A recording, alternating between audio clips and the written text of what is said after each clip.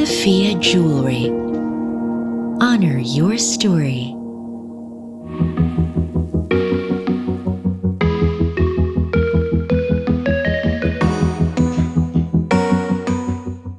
So magandang araw po sa lahat, especially from Sophia Jewelry and to all the viewers. My name is Joan Nerina Bretanya. I am 34 years old from Santiago City in Isabela in Region 2 and graduate po ako ng Hotel and Restaurant Management and dream ko po maging restaurant manager or professional chef. Then currently, bali, mother po ako ng 4 boys and stay-at-home mom and virtual assistant. Pagbibigay po ng kapangyarihan sa mga kagaya kong na kababaihan. Bali, dinedefine ko po siya na more of equality and giving. Kung ano po yung meron na mga karapatan yung mga lalaki, bali, maging leaders. Same as din po for women. Equal rights. Meron po akong business na beverage shop. Bali, yung business na po yun is before pandemic.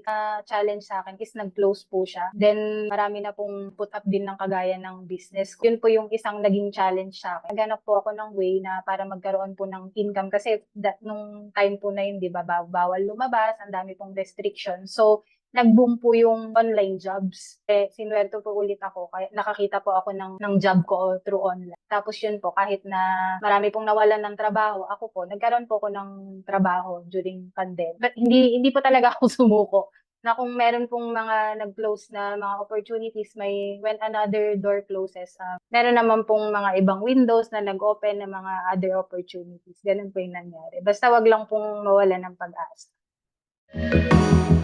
Pahalagahan yung sarili kasi at the end of the day, halimbawa, may pamilya man ako or may partner man ako at sarili ko pa rin talaga. So, kahit tulungan nila ako kung nag-give up ako sa sarili ko, kalaban ko pa rin yung sarili ko kaya dapat mahalin pa rin natin yung sarili natin and pahalagahan. Kasi minsan sinasabi nila na yung self-love is selfishness. So, hindi rin po. Kasi pag mahal mo yung sarili mo, magra-radiate siya. May papasa mo siya sa iba, mas magagampanan mo yung role mo as ina, as partner, as asawa, as daughter, ganyan po. Ang may papayo ko po talaga is invest in yourself.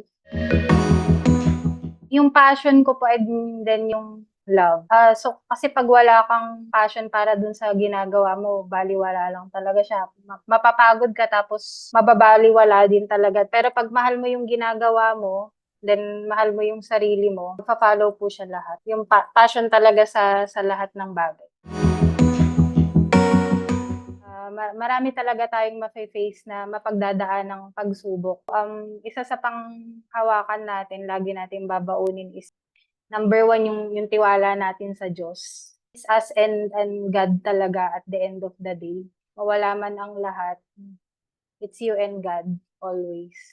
Siya talaga ang magbibigay ng strength. Ang pinipili ko po yung mga gold na forkip na pwede ko po siyang maisuot during special occasion. Then, bakit po gold? Kasi, di ba po ang gold para rin po siyang real estate. Hindi bumababa yung value niya. So, habang mas tumatagal, mas tumataas yung value. Magandang mag-invest, for example, pag may mga emergencies, nagiging pera din po agad siya. Ano lang po, for personal use lang din po. Ito po yung cat's eye na necklace, tapos earrings lang po. Saka yung forkips lang po talaga yung usually ini-invest. Pet lover po ako. Marami din po akong cats. So, nung nakita ko po na meron palang necklace na gano'n na cat's eye, sabi ko mukhang maganda to, bagay ito sa akin. Hindi porket a mother ka na mag-e-end na yung dreams mo. Gusto ko rin pong maka-inspire sa mga kagaya ko, pinagdadaanan yung same na story na napagdaanan ko po. Naging inspirasyon na wag pong susuko, hintay-hintay lang. Darating din yung time natin. Tiwala lang kay God at perfect timing lang din po.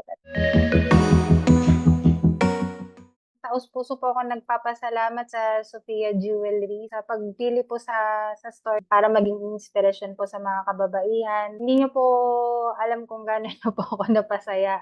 Pag naiisip ko po talagang na-overwhelm pa rin po ako and tumatag pa po kayo more than 30 years and mas marami pa po kayong mapasaya. Nabigyan ng inspirasyon. Lalong-lalo na po yung mga kababaihan na kagaya. Thank you po.